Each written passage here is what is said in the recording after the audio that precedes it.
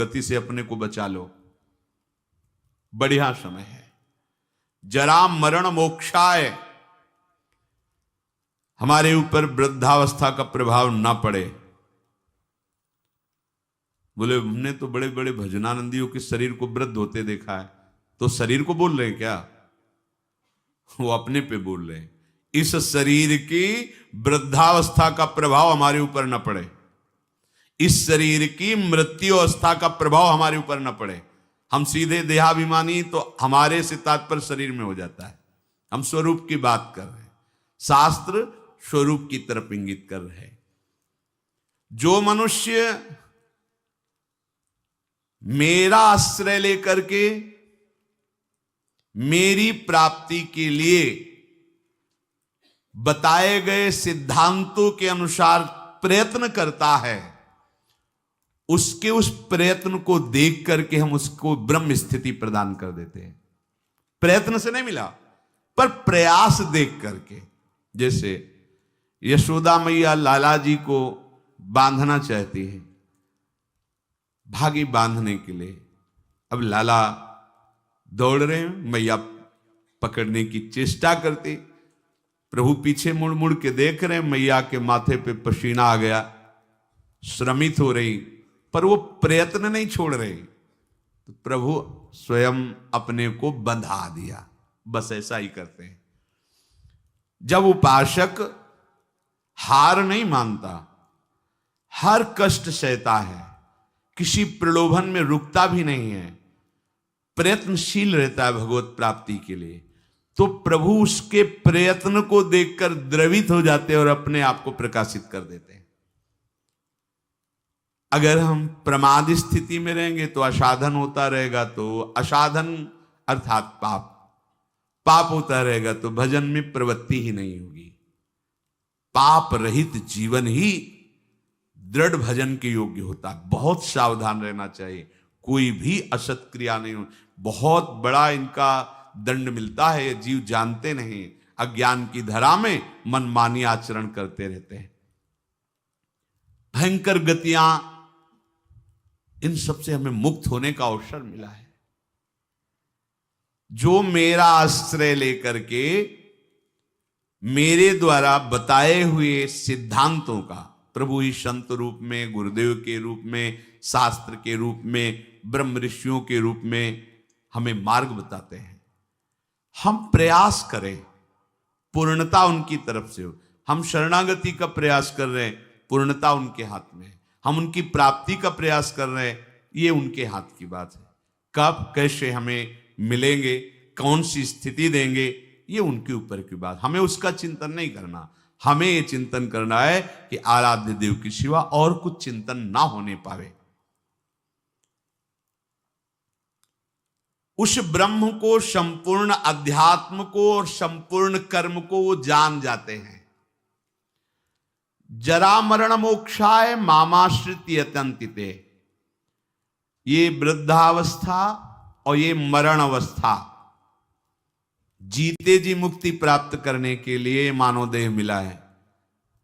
अगर आप प्रयासरत रहे, जीवन में अनुभव आपको नहीं हुआ और कभी भगवद आश्रय छोड़कर आप इधर उधर भटके नहीं, तो आपका शरीर पूरा होते होते भगवान अनुभव करा देंगे। पीछे ऐसा वर्णन किया है स्वयं प्रभु ने कि उस समय मैं स्वयं आकर स्मृति रूप से उसके हृदय में जागृत हो जाता हूं, क्योंकि जीवन भर लड़खड़ाते हुए ही सही पर हमारी तरफ चलने का इसने प्रयास किया है।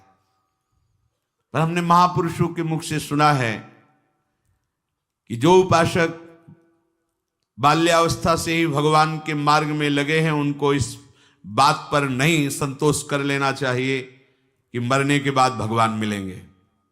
नहीं, जीते जी अनुभव करना है। शरीर छूटने के पहले ही हमें शरीर छोड़कर वो स्थिति प्राप्त करनी है जो भागवतिक स्थिति है, बिल्कुल सच्ची। ये शरीर ऐसे ही अनुभव होने लगता है जैसे कोट, शर्ट, बनियान। स्थूल शरीर कोट, सूक्ष्म शरीर शर्ट, कारण शरीर बनियान, लेकिन पहनने वाला अलग है। पहनने वाला न कोट है, न शर्ट है, न बनियान है। बिल्कुल अलग प्रतीत होने लगता है। अपना स्वरूप अपने आप से अनुभव में आता है, किसी इंद्रियों के द्वारा नहीं, किसी करण के द्वारा नहीं। अपने स्वरूप का अनुभव अपने स्वरूप से ही होता है, अपने से ही अपने का अनुभव होता है, इसमें किसी अन्य का सहयोग नहीं है। फिर ये साधना क्यों है? क्योंकि ये पवित्र हो जाएं। ये पवित्र हो जाएंगे तो अपने स्वरूप में लय हो जाएंगे, शांत हो जाएंगे। जैसे शांत जल में ही हम देख सकते हैं, ऐसे शांत अंतःकरण में ही सारे भावों का प्रादुर्भाव होता है। इसीलिए भक्ति में भावों में सबसे पहले रखा गया शांत भाव, फिर दास सख्य वात्सल्य कांता सहचरी आदि। शरीर की मृत्यु के पहले ही शरीर का राग नष्ट हो जाए, ये साधना की फलवृत्ति है। जो जीवन में साधना की है, अब शरीर से ऐसा नहीं कि जिसका शरीर राग खत्म हो जाता है उसे पीड़ा ही नहीं होती, ऐसा नहीं है। पीड़ा होती है पर परेशानी नहीं होती, दर्द है पर दुख नहीं है, व्याकुलता नहीं। क्यों हुआ ऐसा कष्ट, क्यों हे भगवान ये कष्ट, ऐसा कुछ नहीं होता। सहज में एक वृत्ति रहती भगवदाकार। अब यहां किसी ने पीटा तो दर्द होगा, क्यों पीटा, ये ठीक हो जाए, कोई वृत्ति ऐसी नहीं आएगी। जो शरीर में हो रहा है, सर्दी लग रही तो अगेंद्री में महसूस होए कि हाँ सर्दी है, प्रारब्धवशात तो वस्त्र मिल गया ओढ़ लिया, नहीं मिला कोई आकांक्षा नहीं। ये स्थिति है, केवल बुद्धि से तर्कना से नहीं इसे समझा जा सकता, वो स्थिति है।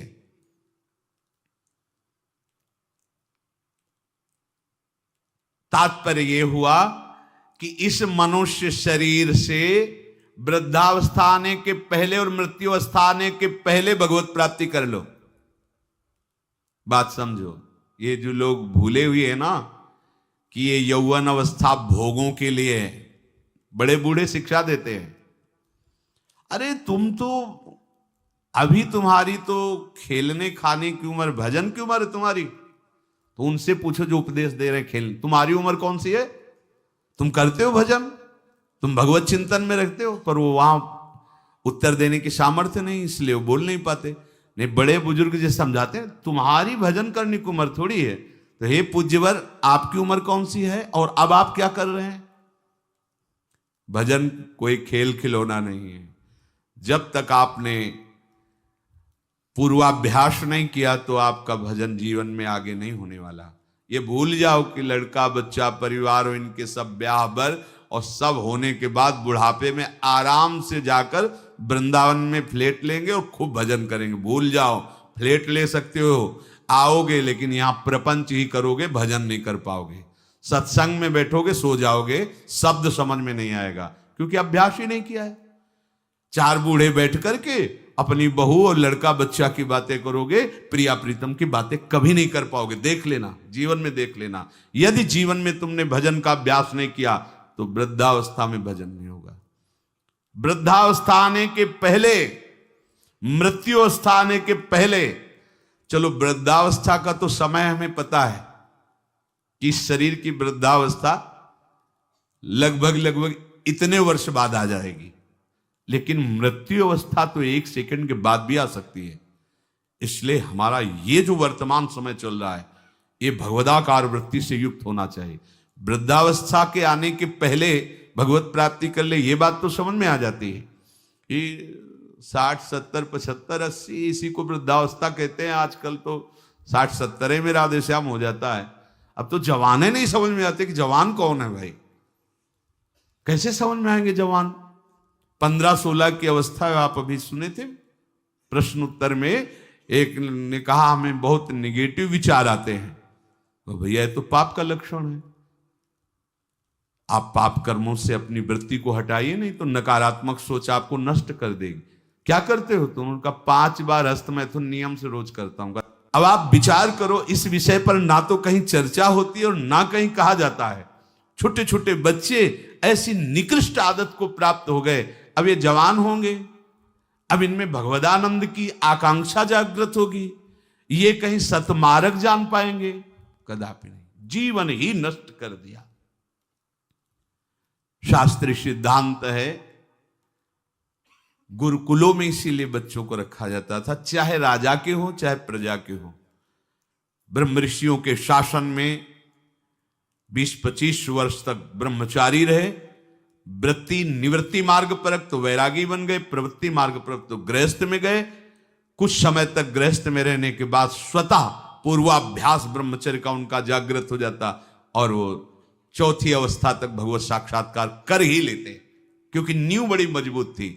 अब छोटे छोटे बच्चे स्मार्ट मोबाइल, आचरण, गंदे दृश्य देख देख करके गंदे कर लेना, कैसे उनके अंदर ये बात आएगी कि वृद्धावस्था पहले भगवत प्राप्ति कर लें? जरूरत ही नहीं भगवत प्राप्ति की, उनको आकांक्षा ही नहीं, जानते ही नहीं भगवत प्राप्ति क्या है, क्यों करना चाहिए। वो बस वो चाहते हैं, जो दृश्य देखते हैं वही करना चाहते हैं, जो सुनते हैं, जो बोलते हैं वही चिंतन होता, जीवन एकदम नरक बन जाता है। भगवत प्राप्ति की आकांक्षा उसके हृदय में होती है। ध्यान से सुनना। पर नारी पर पुरुष त्याग कर, सेवन करो शुद्ध गृह धर्म, निज पर धर्म नाश के साधन, करो कभी भी नहीं कुकर्म। यदि आपको इसी जन्म में उत्तम स्थिति को प्राप्त करना है तो चाहे गृहस्थ हो चाहे विरक्त हो, कभी भी ये विरक्त आश्रम वाले को माताओं बहनों की तरफ कुदृष्टि से भी नहीं देखना चाहिए। कुदृष्टि भोग भावना।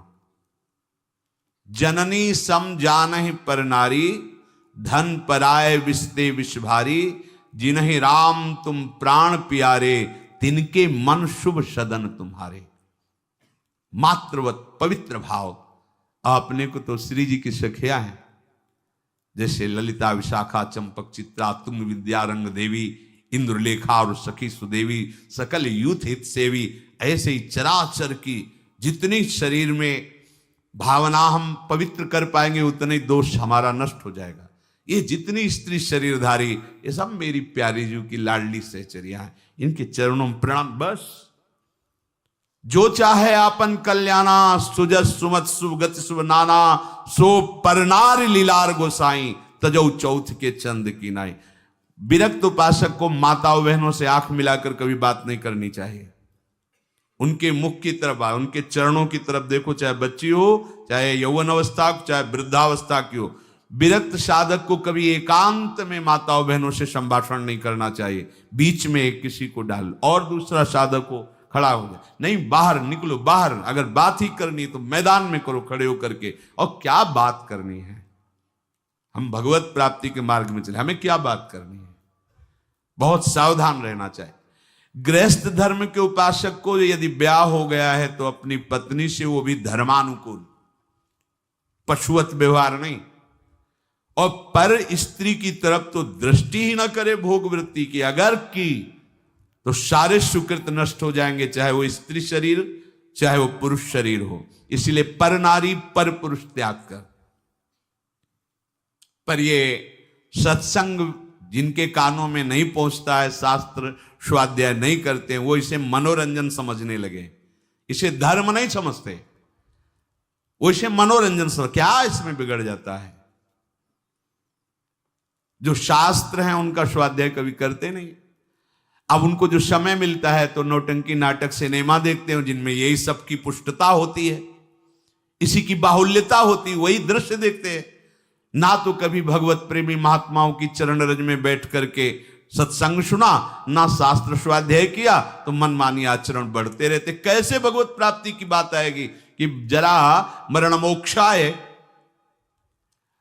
अगर गृहस्थ धर्म में है तो शुद्ध कर्म करे, जो उसके शास्त्र अनुकूल वर्णन किए गए, वो भी सत्संग से ही पता चलेगा शुद्ध कर्म क्या है, अशुद्ध कर्म क्या है। जो दूसरे के धर्म का नाश करता है, कुकर्म करता है, वो कभी साधन मार्ग पर कैसे चलने की सोच सकता है? अगर कहीं उनके अंदर थोड़ी श्रद्धा भी बनती है तो भूत प्रेत की पूजा करता, करता जो तामस व्यवहार, अंडे मांस शराब उड़ाता, चोरी का करता व्यापार, रखता मन में वैर द्वेष मद, करता जो हिंसा व्यभिचार, होता घोर प्रेत वो, पाता असहनीय यातना अपार। जरण मरण मोक्षाय नहीं, वो प्रेत बनेगा। प्रेत योनि किसको प्राप्त होती है?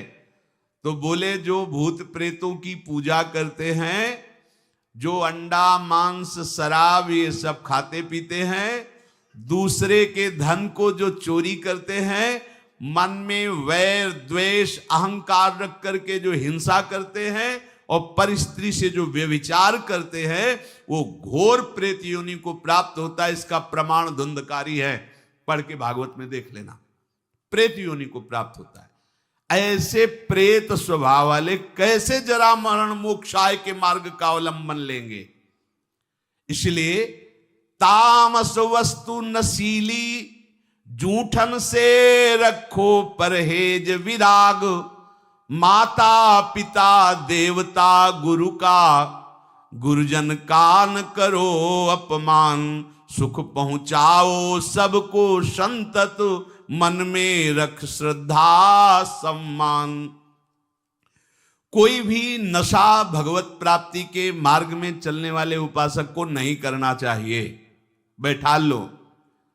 आजकल ये भी बहुत सूक्ष्मता से साधन मार्ग वालों को गिराने के लिए प्रवेश कर गया है कि थोड़ी सी भांग खा लो, बस भगवदानंद में डूब जाओगे, या एक दो चिलम फूंक लो, या अमुक अमुक अमुक। हम प्रणाम करते हैं, जो ऐसा करते हैं सिद्ध महापुरुष होंगे, उनको हम प्रणाम करते हैं, पर अपने कच्चे साधकों के लिए या भगवत प्राप्ति के लक्ष्य वालों के लिए हमें कहीं शास्त्र में आज तक नहीं लिखा, कहीं ऐसा नहीं मिला। कुछ लोग उदाहरण देते हैं कि भगवान शंकर भी भांग खाते हैं। भगवान शंकर भांग खाते नहीं, पीते हैं, हलाहल जहर पीते हैं। जगत की रक्षा के लिए समुद्र मंथन में निकला हुआ हलाहल जहर पिया। तुम एक धतूरे का फल खा के दिखाओ तो तुम्हें माने उनकी समानता कर सकते हो? जगत रक्षा के लिए भगवान, और यहां से नीचे उतरने नहीं दिया है। यही है नीलकंठ। तुम एक घूंट पानी आरोक के दिखाओ, एक बूंद पानी चला जाए, खोक खोक करते रहोगे। पूरा हलाहल जहर समुद्र मंथन का यह आरोक लिया है, इसलिए नीलकंठ भगवान उनको कहा गया। कहते भगवान शंकर गांजा पीते, कभी देखा चिलम उड़ाते हुए भगवान शिव को? अरे भाई समझो, उस भगवान हैं, वो जगत मंगल के लिए सब किए हैं। वो कोई ऐसा नहीं कि थोड़ा भांग खा के कैलाश। भांग का नशा कितनी मिनट रहता है? बहुत बहुत 24 घंटे, 12 घंटे 24 घंटे। शंकर सहज स्वरूप सम्हारा, लाग समाधि अखंड अपारा। 88,000 वर्ष तक की समाधि एक बार में, 88,000 वर्ष। 88 मिनट बैठ के बिना हिले दिखाओ हमें तुम। 88 मिनट बिना हिले डुले पद्मासन लगाओ और 88 मिनट बिना हिले डुले, शरीर कांप जाएगा। महापुरुषों के सत आचरण का तो अनुकरण नहीं करते, और उनकी जो महामहिम जगत रक्षा के लिए वृत्ति, उसको बोलते भगवान शंकर नशा करते। कोई भी तामस वस्तु, नशीली वस्तु अगर स्वीकार करेंगे तो शुद्ध भजन नहीं हो पाएगा। इसलिए जो कर रहे हैं वो सिद्ध है, हम प्रणाम करते हैं। हमारा निषेध करने का कोई बल ही नहीं है। शास्त्र कह रहा है तामस वस्तु नशीली, कोई भी नशा नहीं होना चाहिए साधक के जीवन में। जूठन से रखो परहेज। गुरु की, आराध्य देव की जूठन के सिवा जीवन में किसी और की जूठन नहीं पानी चाहिए। सब सवै संत गुरुदेव हैं, व्यास या प्रतीत भगवत प्रेमी महात्माओं की जूठन के लिए तो आदेश दिया है, जूठन ले पावे सदा। जो गृहस्थ में हैं, माता पिता वयो वृद्धों को भगवान का स्वरूप मानकर उनका आदर करे। बड़ा क्रूर स्वभाव होता जा रहा है। नवयुवक जन है, अपने वृद्ध माता पिता को कट वचन बोलते हैं, यहां तक कि उनके ऊपर हाथ भी छोड़ देते हैं, मारने पीटने तक पर सोचो तुम्हारी गति क्या होगी। जो भगवत स्वरूप माता पिता जिनकी चरण आराधना करने पर भगवान की प्राप्ति हो जाती। पुंडरीक जी ने अपने माता पिता की आराधना की तो भगवान विट्ठल उनको दर्शन देने बिना चाहे आ गए। ऐसे पूज्यवर जो हमारे गुरुजन हैं माता पिता, यदि हम उनका अपमान करेंगे, उनको गाली देंगे तो हम जरा मरण मोक्षाय मार्ग पर चल पाएंगे? कदापि नहीं। और सदगुरुदेव की अवहेलना, फिर तुम्हें परमार्थ की पगडंडी मिल जाएगी? कदापि नहीं। सुख पहुंचाओ सबको संतत, मन में रख श्रद्धा सम्मान, सब में भगवत भाव कर कर सुख देने की भावना। बुरे संग का, बुरे व्यसन का, कभी न रखो मन में मोह, काम लोभ को छोड़ करो, सब जीवों पर स्वाभाविक छो। जैसे कर्म किए जीवन भर, जैसे मन में रखे विचार, अंतकाल भाव मनुज का होगा उसके ही अनुसार। बहुत सुंदर बात कह रहे हैं पूज्य भाई जी महाराज। यदि तुम बुरा संग करोगे, बुरा नशा करोगे, बुरे भाव रखोगे, काम लोभ आदि में आसक्त होकर चेष्टा करोगे, भोग वासना करोगे, तो क्या होगा? बोले जैसा जीवन तुम व्यतीत करोगे फाइनल में तुम्हारे पास वैसा ही निर्णय आएगा। क्या? अंतिम समय वही कर्म छा जाएंगे। जो बुरे कर्म किए हैं वही छा जाएंगे। अगला, जैसे जरा सी वृत्ति मृग में लगी तो मृगाकार वृत्ति होने के कारण अगला जन्म मृग का हो गया। आपने तो कितनी जगह ममता की हुई है, कितनी जगह। क्या होगा अंतिम समय में? जरा मरण मोक्षाय के मार्ग में चलने वाले उपासक को बहुत सावधान रहना चाहिए। अंतकाल का भाव मनुज का होगा उसके अनुसार। जो जीवन में तुम कर रहे हो अंतिम में वही भाव तुम्हारे आएगा। यदि भजन कर रहे हो तो सदगति, और अगर बुरे आचरण संसार में फंसे हो तो दुर्गति। तदानुसार ही सदगति दुर्गति होगी उसे प्राप्त अनिवार्य। अतः रखो प्रतिपल ही मधुमय, भगवद स्मृति में हृदय उदार। अपने हृदय को निरंतर भगवद स्मृति में लगाए हुए ही कार्यरत रहो। अगर आप इसको भगवद स्मृति को छोड़ते हैं कि आगे हम कर लेंगे, तो आगे नहीं होने वाला। मृत्यु समय की अनुपम सेवा, मन से दूर करे संसार। हमें मृत्यु बनानी,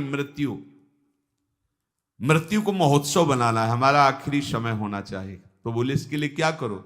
संसार का चिंतन छोड़ना होगा। संसार का चिंतन छोड़ोगे तो तुम्हारी मृत्यु महोत्सव हो जाएगी। और इस पर कोई सोच नहीं रहा। सारी सोच आज की है, आज की। वर्तमान को भोगों में कैसे हम डुबोएं। आज हमें अच्छा खाने को मिले, खूब हंसी मजाक करने को मिले, मन के अनुसार भोग भोगने को मिले, तो आज का दिन बढ़िया मंगल। कल क्या होगा देखा जाएगा। यह है मूढ़ता। उपासक क्या सोचता है? मेरा अंतिम समय बढ़िया जाए। क्या?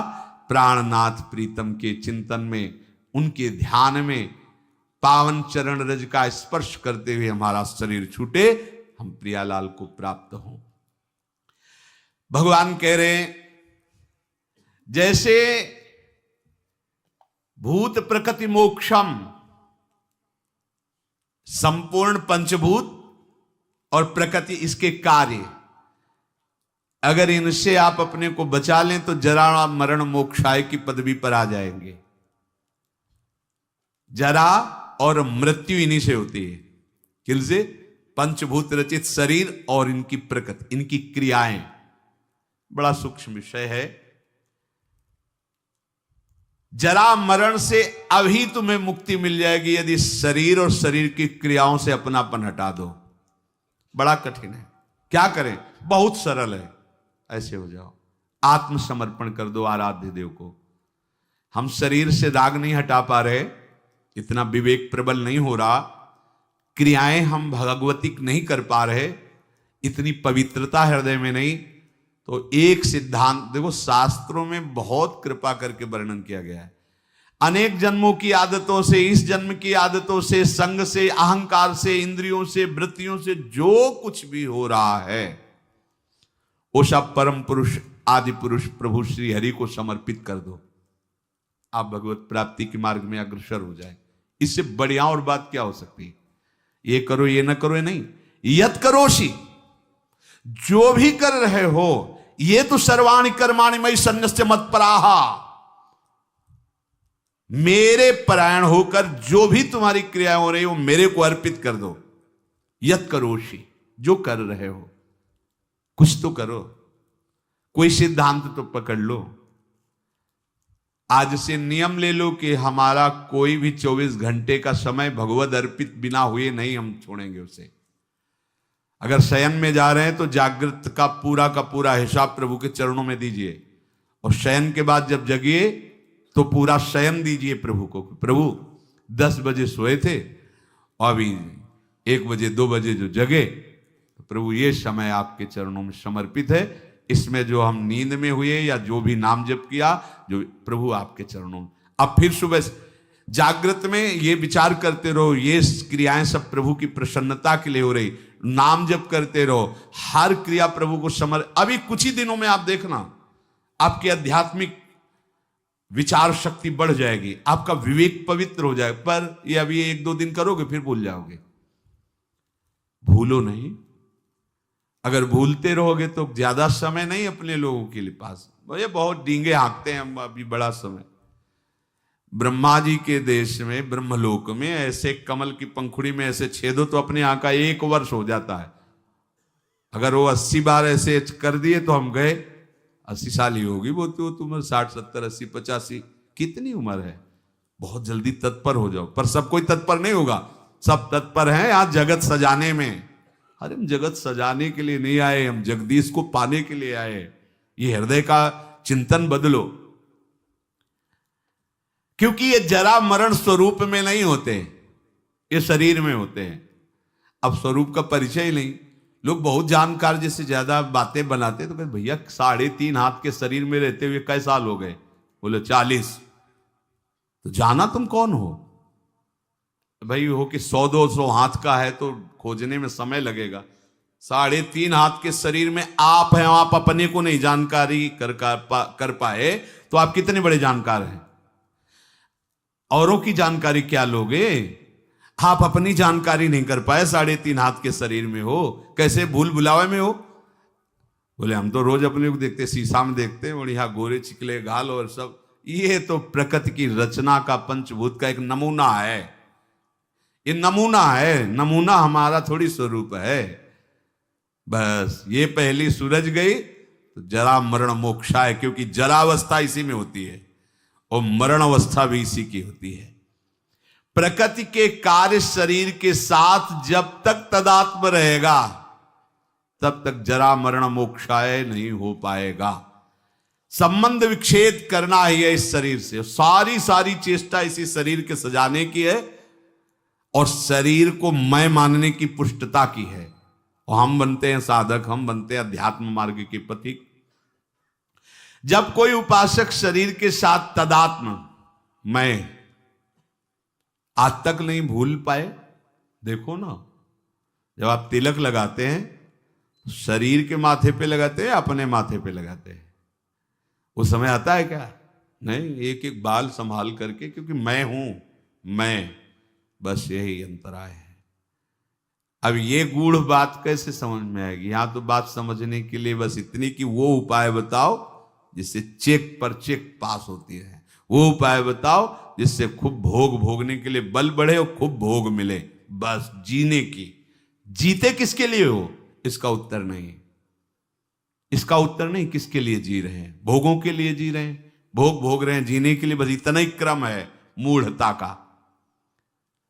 शरीर के वृद्धावस्था होने पर जब शरीराभिमानी मैं मानता रहा है, अब वो अपने को मान लेता है कि मैं वृद्ध हो गया हूं, पर वासना बहुत प्रबल हो जाती वृद्धावस्था में। पहले हमको ये भ्रम था कि ये जितने विकार हैं जवानी के हैं, इसके बाद शांत हो जाते होंगे, फिर बाद में अन्य वृद्धजनों से बात करके और शास्त्रों से पता चला कि यदि 40-45 की अवस्था, पूज्य पंडित श्री गया प्रसाद जी की वाणी, 40-45 वर्ष की अवस्था तक आपने अपने विकारों पर विजय प्राप्त नहीं की तो आगे और भयंकर रूप धारण कर लेंगे। और वृद्धावस्था में तो ये ज्वलंत, लोग कहते जवानी में विकार ज्वलंत होते, नहीं नहीं, वृद्धावस्था में होते, क्योंकि अब उसकी दुर्गति करवानी है ना। अंदर विकार भरे होते हैं और शरीर भोग लायक नहीं होता, बस मिटिया मिट, वो मलिन विचार उसके आगे बढ़ने नहीं देते। ये देखो कैसे जरा मरण मोक्षाय हो पाओगे। अभी से सुधार करो, आज से सुधार करो। एक आए थे हितधाम में, वो आप लोग जानते हैं उनको, उन्होंने कहा कि हम विरक्त वेश लेना चाहते हैं। दोनों पति पत्नी सब कार्य निवृत्त हैं और हाँ ठीक है, अच्छा है, चौथापन है, विरक्त भाव होकर वृंदावन बार, वो फ्लैट भी खरीद लिया। हमका ठीक है, आप ऐसा कर सकते हैं, अच्छा है, जब जागे तब ही मंगल, आप जो आयु बची वृंदावन वास करते हुए भजन करो। पर हमारे यहाँ पर सिद्धांत है कि रज के पात्र में पाया जाता है और कोशिश करे कि जमीन में ही आसन लगाकर शयन करे। बहुत संसार के तो सब भोग आप भोग ही लिए, और दोनों अलग अलग आसन पर लेटना। वो रुक गए, उनका अलग अलग आसनों पर। हम कहा हाँ, ये विरक्त होने पर तो फिर यही होगा ना, मतलब अलग अलग आसनों पर। तो उन्होंने स्पष्ट कहा कि इनको फिर नींद नहीं आएगी तो हम विरक्ति नहीं ले पाएंगे, और नहीं ली। और वो वृंदावन से, ये आप क्या समझते हो, बुढ़ापा में जीवन में भजन नहीं किया तो बुढ़ापा में आके तुम ऐसे नहीं। बहुत विचित्र राग है, माया का ऐसा राग नहीं है। जो ये मैं मानता है कि शरीर मैं हूं, शरीर पे मेरापन टिका हुआ है, तो जन्म मृत्यु जरा व्याधि दुख दोषानुदर्शनम वो नहीं कर पाएगा। जन्म मृत्यु जरा व्याधि दुख दोष ये नहीं देख पाएगा वो शरीर के। जन्म मृत्यु जरा व्याधि दुख रूप दोषों को देखना विवेकवानों का कार्य है। इस शरीर में बिल्कुल ममता नहीं रह जाती जब आप भगवत प्राप्ति का लक्ष्य करोगे। भगवत प्राप्ति का क्या, हमें लगता है अगर विशेष कोई कामना अपना जोर दे दे तो शरीर का प्यार खत्म हो जाता है। कोई कामना विशेष जोर दे दे, अपने स्वरूप में आ जाए कामना, तो फिर उसे कुछ याद नहीं रहता, मरना मंजूर है, लेकिन वो अपने लक्ष्य पर आगे बढ़ जाएगा। फिर भगवत प्राप्ति की कामना और शरीर का राग बना रहे, कैसे हो सकता है? इसका मतलब है अभी भगवत प्राप्ति की जलन नहीं हुई हृदय में, भगवत प्राप्ति की लालसा नहीं हुई।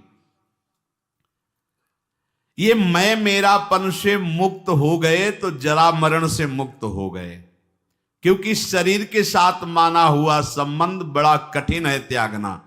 तो इसे क्या करें, कैसे संबंध का त्यागे? हम नया संबंध बनाओ।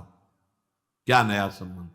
अभी तक जितने संबंध बनाए उन सब संबंधों ने तुम्हें बांधा है।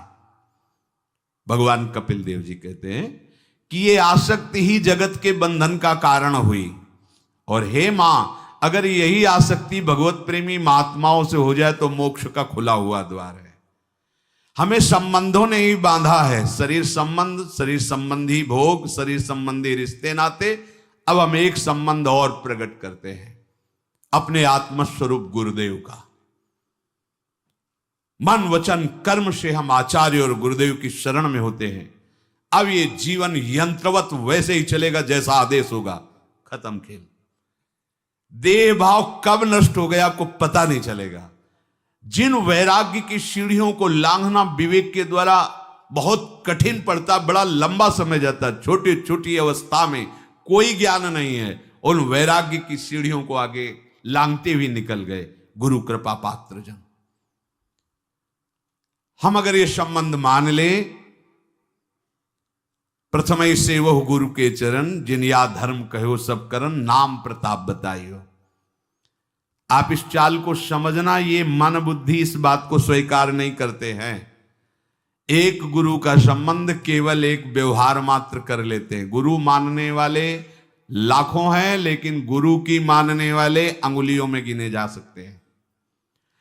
अपने मन वचन कर्म से ठान लो कि अब मेरा जीवन बिक गया, कोई अस्तित्व नहीं। गुरु ने नाम देकर मंत्र देकर खरीद लिया है, अब वो जैसा चाहेंगे वैसा चलेगा। ये सब ठीक हो जाएगा, सब ठीक हो जाएगा। जितने भी महापुरुष हुए हैं सबने गुरु महिमा का गान किया है।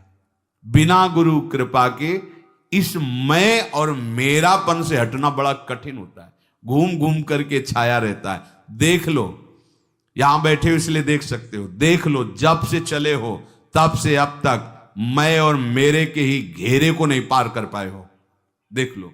और जो जितना समर्पित है मैं मेरा का घेरा उतने उसका शिथिल होता चला जाता है। ये आत्मसमर्पण से सब ठीक हो जाएगा। हमारा प्रगट में शासन चाहिए, क्योंकि छवि तुम्हारे घर में विराजमान हो, कभी तुम्हें डांटी क्या?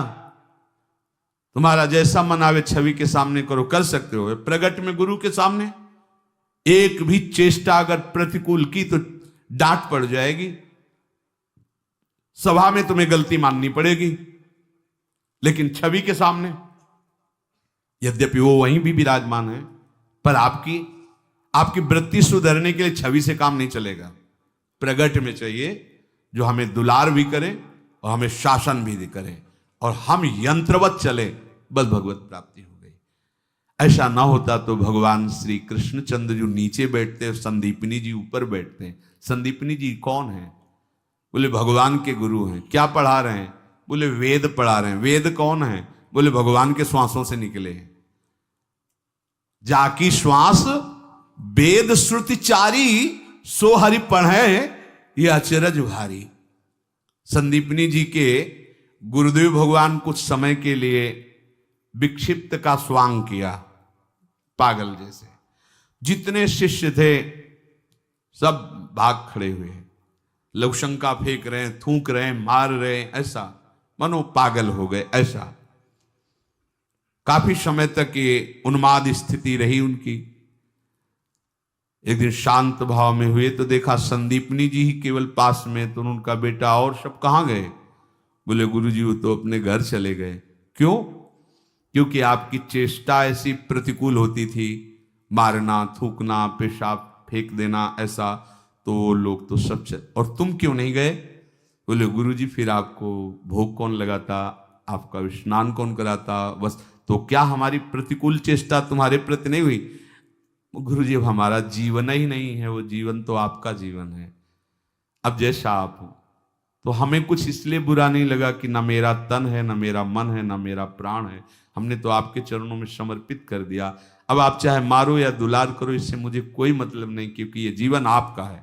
आंसू आ गए गुरुदेव के, हृदय से लगाए। और बेटा, जिस परब्रह्म की उपासना हमने की, उपासना के बल से जिसका साक्षात्कार किया, वही ब्रह्म तुम्हारा शिष्य बनेगा करके। वही संदीपनी जी ऊंचे आसन पर बैठे और जगत गुरु भगवान श्री कृष्ण हाथ जोड़े नीचे बैठे, उनकी आज्ञा का पालन कर रहे हैं। चाहे शिव विरंच सम होई, गुरु बिनु भवनिधि तरे न कोई। क्यों? क्योंकि ज्ञान हो सकता है तुम्हें, चतुराई आ सकती है तुम्हें, लेकिन अहम की वृत्ति का नाश समर्पण से ही होता है। वो जब समर्पित हो गए, अब जैसे कह रहे हो वैसे हम चल रहे हैं। हम तो कुछ कर नहीं रहे, जो करवा रहे हैं, जैसे चला रहे हैं। अहम खत्म, दैन्यता तो मैं मेरापन गया। यही है बंधन का कारण, मैं और मेरा, अपना अस्तित्व, अपना अलग भाव। देह की सीमा में जब तक हम बंधे तब तक महात्मा नहीं हो सकते। महात्मा का सर्वात्म भाव होता, सर्वात्म भाव।